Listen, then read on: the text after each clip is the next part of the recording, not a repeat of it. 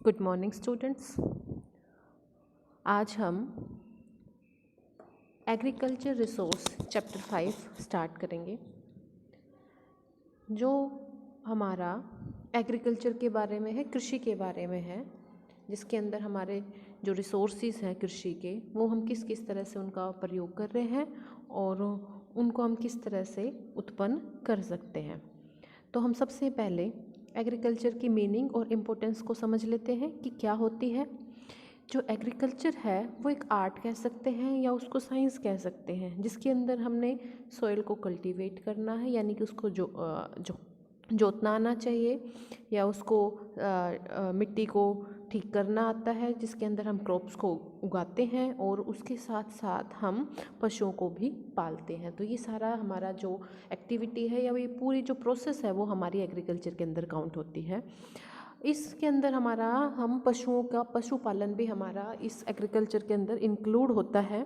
और एग्रीकल्चर के जो मेथड्स होते हैं कि एग्रीकल्चर किस तरह से की जा रही है, तो वो स्थान के अनुसार और वहाँ की भौगोलिक दशाओं के अनुसार बदलती रहती है कि वहाँ पे किस तरह के लोग रह रहे हैं, वहाँ पे किस तरह का उनका क्लाइमेट रीज़न है या किस किस तरह की भौगोलिक परिस्थितियाँ हैं, उसी के अनुसार हमारा एग्रीकल्चर के जो तरीके हैं या हम किस तरह की एग्रीकल्चर कर रहे हैं वो हमारा चेंज होता रहता है।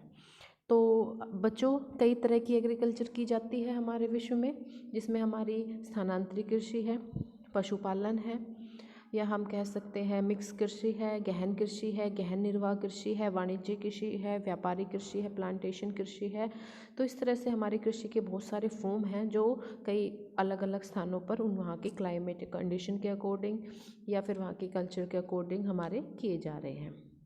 फिर इसके बाद हम देखते हैं कि जो इंडिया के अगर अंदर हम बात करते हैं तो हमारे क्रॉपिंग सीजन्स हैं जो हमने 3 भागों में बांटे हुए हैं, रबी, खरीफ और जायद। जैसे आप इस के अंदर देख पा रहे हो कि रबी का जो उगाने का पीरियड होता है वो हमारा नवंबर के अंदर हम उगाते हैं और जून में हम इस खरीफ जून के अंदर हम खरीफ को उगाते हैं और जायद को हम मार्च के अंदर। इसी तरह इनकी हार्वेस्ट पीरियड यानी कि कटाई का समय दिया हुआ है, रबी मार्च में, खरीफ हमारा नवंबर में और जायद जून में।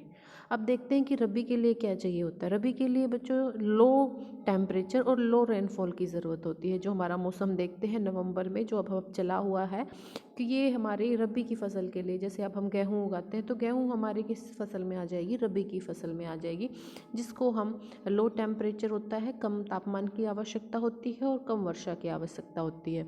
लेकिन जब इसको हार्वेस्ट यानी कि कटाई का समय होता है उस समय इसको टेम्परेचर ज़्यादा चाहिए। जो हम आगे बढ़ेंगे कि गेहूँ के लिए क्या है या रबी की फसल के लिए किस तरह का टेम्परेचर चाहिए, किस तरह का रेनफॉल, कटाई के समय किस तरह की उपज की दशाएं होनी चाहिए, वो हम आगे बढ़ते हैं। इसी तरह अगर हम खरीफ को देखते हैं तो जून के महीने में इसको बुआई होती है और उस समय हमें हाई टेम्परेचर और हाई रेनफॉल की ज़रूरत होती है और इसकी कटाई का समय नवंबर होता है। वहीं अगर हम जायद की बात करते हैं उसके अंदर टेम्परेचर ज़्यादा चाहिए और रेनफॉल हमारा कम चाहिए। मार्च और जून का हमारा जो पीरियड होता है वो जायद की फसल के लिए, इसमें फल फूल वगैरह हम सब्जियाँ उगाते हैं। अगर हम आगे चलते हैं तो सबसे पहले हमारी जो फूड क्रॉप है, खाद्यान्न है, मुख्य खाद्यान्न है, अगर वर्ल्ड का देखते हैं तो उसमें हमारा राइस माना जाता है। और हम देखते हैं कि चावल की खेती कब शुरू हुई थी, अगर हम देखें तो 7000 साल पहले हमारी चावल की खेती को चीन से आरंभ माना जाता है। तो मेन रूप से हमारा जो चावल है वो दलदली इलाके में पैदा किया जाता है और इसके बाद ही चावल का हमारी जो दूसरी दुनिया है, नई दुनिया है, जिसको हम अमेरिका नई दुनिया कह रहे हैं, इस तरफ हमारा पश्चिम की तरफ इसका क्या हुआ है, प्रसार प्रचार हुआ है। तो इसके लिए किस किस तरह की हमारी पर्यावरण या भौगोलिक दशाएं चाहिए होती है इसकी उपज के लिए, तो वो आप हम देख लेते हैं। सबसे पहला हमारा टेम्परेचर दिया हुआ यानी कि तापमान है। तो ये जो हमारा पौधा है ये उष्ण जलवायु का पौधा है और इसको बहुत ज़्यादा टेम्परेचर की आवश्यकता होती है। 20 डिग्री से अगर इसका टेम्परेचर कम होगा तो ये उसके अंदर अंकुरित ही नहीं हो पाता। तो इसे बोते समय हमारा 20 से 21 डिग्री सेल्सियस और हमारा जब बढ़ता है तो इसको 27 डिग्री सेल्सियस तापमान की आवश्यकता होती है। तो इसलिए हमने बता रखा है कि 20 से 27 डिग्री इसका जो ग्रोइंग सीजन है उसी में हमारा ये चावल उगाया जाता है। ठीक है। फिर उसके बाद हम रेनफॉल की बात करते हैं। तो रेनफॉल जो है, इस जो चावल है इसको बहुत ज़्यादा पानी की आवश्यकता होती है और ये हमारा जहाँ पे 100 सेंटीमीटर से अधिक वर्षा वाला जो क्षेत्र होता है वहाँ पे ही इसको किया जाता है। अगर हम देखते हैं कि औसत हमारे 175 से 300 सेंटीमीटर वर्षा होनी चाहिए। और हमारा जो ये चावल का पौधा है ये शुरू में हमारा क्या है, पानी के अंदर ही इसको खड़े पानी के अंदर इसको अंकुरित किया जाता है या इसके पौधे तैयार की जाती हैं। अगर हम सॉइल की बात करते हैं तो मिट्टी इसके लिए हमारी जलोढ़ मिट्टी चाहिए और दोमट मिट्टी, जैसे डेल्टाई रीजन है, अभी हमें बताया कि दलदली क्षेत्र हमारे इसके लिए बहुत ही ज़्यादा आवश्यक है। और इसके लिए हरी खाद और रासायनिक खाद भी इसमें लगती है। तो हमारी मिट्टी कैसी होनी चाहिए? मिट्टी ऐसी होनी चाहिए जो अधिक समय तक नमी को धारण कर सके राइस के लिए। अब हम अगली बात करते हैं सरफेस। सरफेस क्या है? इसके लिए प्लेन लेवल चाहिए ताकि हमारा पानी काफ़ी समय तक वहाँ पे खड़ा रह पाए, क्योंकि जो राइस है वो खड़े पानी के अंदर उगाया जाता है। अगर हम देखते हैं कि पहाड़ी इलाके में भी अगर हम चावल उगा रहे हैं तो सीढ़ीनुमा खेतों में, तो वहाँ पे भी हम पानी, खड़े पानी के अंदर, यानी कि पानी को इकट्ठा करके उसके वॉल्व लगा के उसके बाद ही हम पानी इकट्ठा करके उसके अंदर चावल को उगा सकते हैं। फर्टिलाइजर्स मैंने अभी जैसे बताया, हरी खाद और रासायनिक खाद जिसके अंदर नाइट्रोजन हो, फास्फोरस और पोटेशियम, ये हमारे इसके लिए आवश्यक जो तत्व हैं वो चाहिए होते हैं। लेबर की अगर हम बात करते हैं, यानी कि श्रम की बात करते हैं, तो बहुत ज़्यादा श्रम की आवश्यकता होती है। फील्ड यानी खेतों को तैयार करना, उसकी बुआई करना, उसको ट्रांसप्लांट करना या कटाई करना, ये सारे कामों के लिए हमें सस्ते श्रम की आवश्यकता होती है, क्योंकि इसको हम खुरपे की कृषि या हो कल्चर भी हम चावल की खेती को हम कहते हैं। वैसे अगर चावल बोने की पद्धतियों की बात करें तो 3 तरह की पद्धतियां हैं। एक ट्रांसप्लांट मेथड है, ड्रिलिंग मेथड है और ब्रॉडकास्टिंग मेथड है। यानी कि हमारा प्रतिरोपण विधि है हल चला के या छिड़काव के द्वारा। जो हमारी ट्रांसप्लांट या प्रतिरोपण विधि है उसमें पहले हम पौध तैयार करते हैं और उसके बाद जब वो तैयार हो जाती है 15-20 सेंटीमीटर के आसपास, तो हम उसको वहाँ से निकाल कर हम खेतों में लगा देते हैं। ज़्यादातर खेती हमारी चावल की इसी तरह तैयार की जाती है। दूसरी हमारी जो है हल चला के की जाती है। इसमें हल चलाया जाता है और पीछे पीछे हम उसमें बीज का प्रतिरोपण कर देते हैं। इसके अंदर समय और लेबर दोनों ही बहुत ज़्यादा लगते हैं। तीसरी विधि हमारी छिड़काव की विधि है। छिड़काव की विधि में क्या किया जाता है कि बीज को ऐसे ही खेतों में छिड़क दिया जाता है। इसमें कम श्रम लगता है, ये सस्ती भी होती है, लेकिन इससे उपज बिल्कुल ही कम प्राप्त होती है। अगर हम बात करते हैं वर्ल्ड राइस डिस्ट्रीब्यूशन, यानी कि कहाँ कहाँ पे हमारा चावल उगाया जाता है, तो देखेंगे सबसे ज़्यादा चाइना में और फिर उसके बाद हमारा इंडिया के अंदर उगाया जा रहा है। इंडिया में अगर हम देखें चावल उत्पादक क्षेत्रों में, तो हमारा पश्चिम बंगाल, आंध्र प्रदेश, तमिलनाडु, बिहार, असम, ये क्षेत्र हैं। और हमारा ये वर्ल्ड राइस डिस्ट्रीब्यूशन में, यानी कि राइस के उत्पादन में भारत का दूसरा स्थान है। इसके बाद इंडोनेशिया का स्थान आता है 8% के साथ, ये तीसरे स्थान पर है। और बांग्लादेश, थाईलैंड, जापान और भी जो हमारे कंट्रीज़ हैं वहाँ पे चावल का उत्पादन किया जा रहा है। अगर हम देखते हैं कि अंतर्राष्ट्रीय व्यापार में अगर हम चावल देखें तो केवल 4% जो राइस है उसी का व्यापार किया जाता है, क्योंकि राइस जो ये खाद्यान्न है, अगर हम सुरक्षा की दृष्टि से देखें या हमारी आत्मनिर्भरता की, तो इसको स्टोर करते हैं ज़्यादातर देश, इसका हम निर्यात कम किया जाता है। इसके बाद हमारा दूसरा है, अगर हम देखते हैं इस मैप को, तो इस मैप में आप देख सकते हैं हमारा जो राइस है, राइस का एरिया है, जैसे कि मैंने आप लोगों को बताया था हमारा कौन कौन सा क्षेत्र है। चाइना का क्षेत्र है, ठीक है। चाइना के बाद हमारा है भारत, ये वाला इलाका भारत, भारत के बाद चाइना, फिर भारत है हमारा, ये हमारा इंडोनेशिया, वियतनाम हो गया, और ये हमारा जो गिनी तट है, यहाँ पे भी हमारा चावल की थोड़ी कृषि की जा रही है, ठीक है। अब इसके बाद हम नेक्स्ट में चलते हैं। हमारा दूसरा है, हमारी फूड क्रॉप है वीट। वीट हमारा दूसरा खाद्यान्न है इम्पोर्टेंट वर्ल्ड का। इसका अगर हम टेम्परेचर की बात करें तो जैसे हम देख सकते हैं कि जब इसको उगाते हैं तो 10 डिग्री सेल्सियस टेम्परेचर चाहिए और कटाई के समय में 15 से 21 डिग्री टेम्परेचर चाहिए। ये एक रबी की फसल है, जैसा कि मैंने भी बताया था कि ये नवंबर में उगाई जाती है और मार्च के अंदर इसकी कटाई आती है, ठीक है। अगर हम रेनफॉल की बात करें तो 50 से 100 सेंटीमीटर वर्षा इसके लिए आवश्यक होती है। अगर इतनी भी वर्षा नहीं प्राप्त हो रही है तो सिंचाई के द्वारा इसको उगा सकते हैं। मिट्टी इसके लिए हल्की चिकनी मिट्टी चाहिए, बलुई मिट्टी के अंदर भी होनी चाहिए, और जहाँ पे ह्यूमस की मात्रा ज़्यादा होगी वहाँ पे ये बहुत अच्छी इसकी पैदावार हमें प्राप्त होगी। अगर हम लैंड की बात करते हैं तो लैंड होता है इसके लिए जेंटल स्लोप या आइडियल है, और इसका ज़्यादातर काम सारा का सारा काम मशीनों से किया जाता है, इसके लिए ज़्यादा लेबर की आवश्यकता नहीं होती। अगर हम वर्ल्ड डिस्ट्रीब्यूशन ऑफ व्हीट करते हैं तो हमारा ये टेम्परेट है, हमारा ये जो हमारी है खाद्यान्न, ये शीतोष्ण कटिबंध का है और इसमें पहला हमारा जो पोजीशन है वो चाइना, दूसरा पोजीशन इंडिया होल्ड कर रही है, इसके बाद यूएसए। इसके अलावा ये यूरोप, रूस और कनाडा के अंदर भी उगाया जाता है। अगर हम प्रमुख गेहूं उत्पादक देशों की बात करते हैं तो कौन कौन से हमारे देश हैं, अगर आप देख सकते हो ये शीतोष्ण का है, तो अगर आप देख सकते हो तो ये जो इलाका है, ये जो बेल्ट है हमारी, ये शीतोष्ण बेल्ट है, इसके अंदर ही हमारा गेहूँ उगाया जा रहा है। ये हमारा है चाइना, भारत, और ये हमारा यूरोपीय देश है, और ये हमारा क्या है यूएसए। तो हमारे मुख्य ये व्हीट के उत्पादक देश हो गए। इसके बाद अगर हम बात करते हैं कॉटन की, ये कमर्शियल क्रॉप है और ये एक फाइबर है, रेशे वाली फसल है। तो सबसे पहले अगर हम देखते हैं तो प्राचीन जो अगर हम पुराने देशों में बात करें तो भारत और मिस्र का नाम इसमें सबसे पुराना आता है। और अगर हम कॉटन की किस्मों की बात करते हैं तो 3 प्रकार की हमारी किस्में होती है। लंबे रेशे वाली जो 5 सेंटीमीटर से ज़्यादा होती हैं, मध्यम रेशे वाली 2.5 से 5 सेंटीमीटर, और छोटे रेशे वाली होती हैं जो 2.5 सेंटीमीटर से कम होती है। अगर हम इसकी उपज की दशाओं को देखते हैं तो सबसे पहले हमारा टेम्परेचर आता है। तो कॉटन को जो है, हमारी कॉटन के लिए ज़्यादा टेम्परेचर की ज़रूरत पड़ती है। करीब हमारी इसके लिए 210 दिन ऐसे होने चाहिए जिसमें पाला नहीं पड़े। तेज धूप हमारी इसके लिए बहुत ही अच्छी होती है। उसके अंदर हमारा जो फूल होता है कपास का, वो बहुत खिल के आता है। दूसरा हमारा रेनफॉल की अगर हम बात करते हैं, यानी कि कितनी हमारी इसमें चाहिए है, 60 से 100 सेंटीमीटर वर्षा इसके लिए होनी चाहिए और लगातार वर्षा होती रहे। पेड़ों की जो जड़ें हैं उनमें पानी नहीं रुकना चाहिए, क्योंकि अगर ऐसा होगा तो वो उसकी जड़ें गल जाएंगी।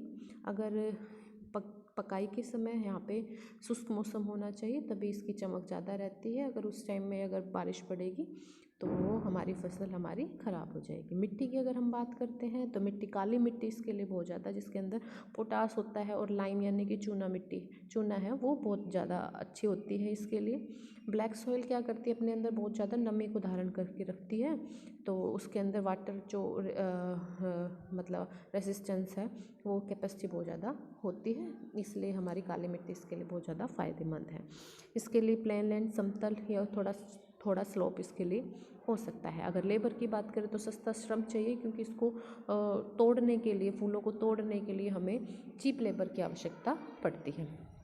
फिर अगर हम कॉटन का डिस्ट्रीब्यूशन देखें तो इसमें फिर देखते हैं तो फिर फर्स्ट पोजीशन चाइना ने है, 23, लगभग 24% हमारे जो है कॉटन चाइना करता है। उसके बाद हमारा यूएसए का नंबर आता है और थर्ड पे हमारा इंडिया है। इंडिया के अंदर अगर हम देखते हैं तो पंजाब, महाराष्ट्र, गुजरात, हरियाणा, मध्य प्रदेश, राजस्थान, तमिलनाडु, ये जो हमारे जो क्षेत्र हैं ये कॉटन में योगदान दे रहे हैं। इसके बाद पाकिस्तान, ब्राज़ील, ऑस्ट्रेलिया, टर्की है, ये जो और देश हैं जिनके अंदर हमारा कपास का उत्पादन होता है।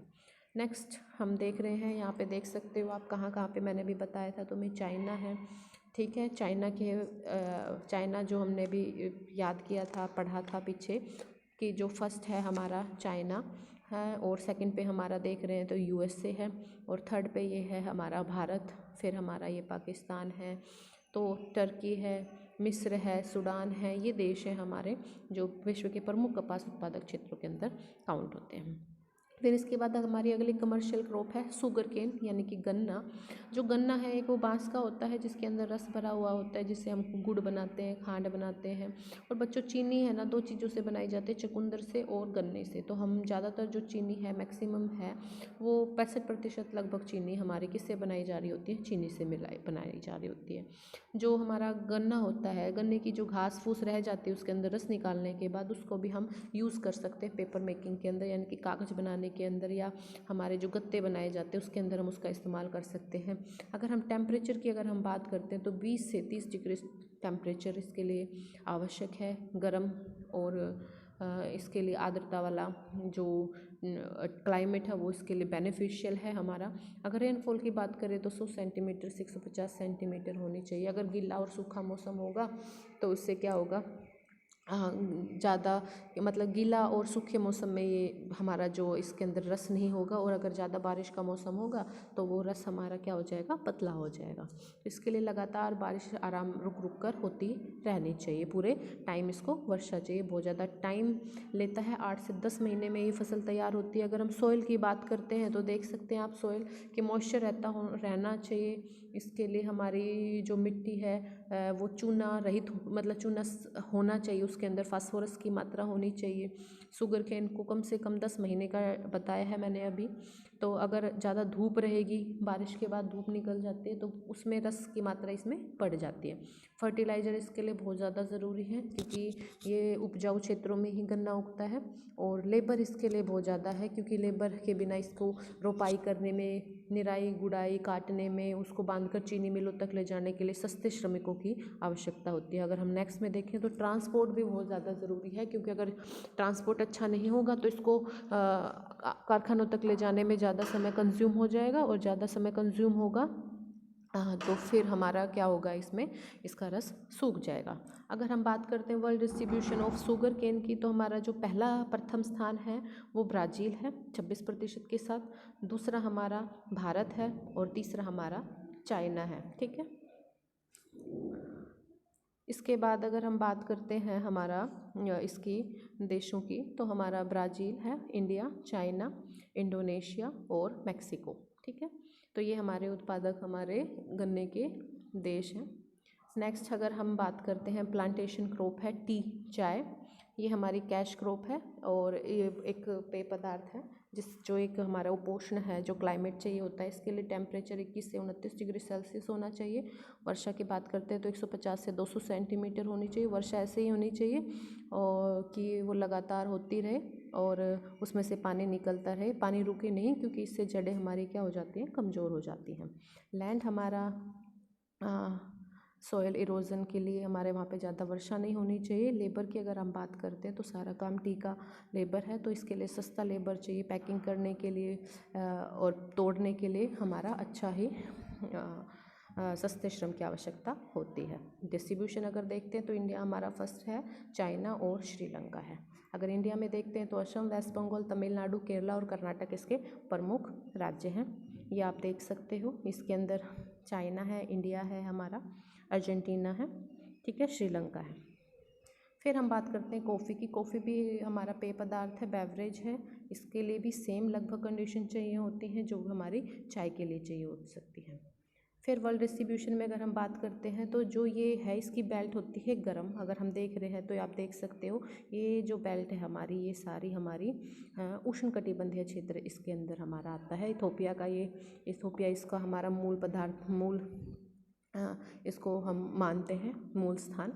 फिर हम रबड़ की बात करते हैं। रबड़ हमें हैविया ब्राज़ीलियन से मिलता है। टेम्परेचर इसके लिए हाई चाहिए होता है, 20 से 35 डिग्री।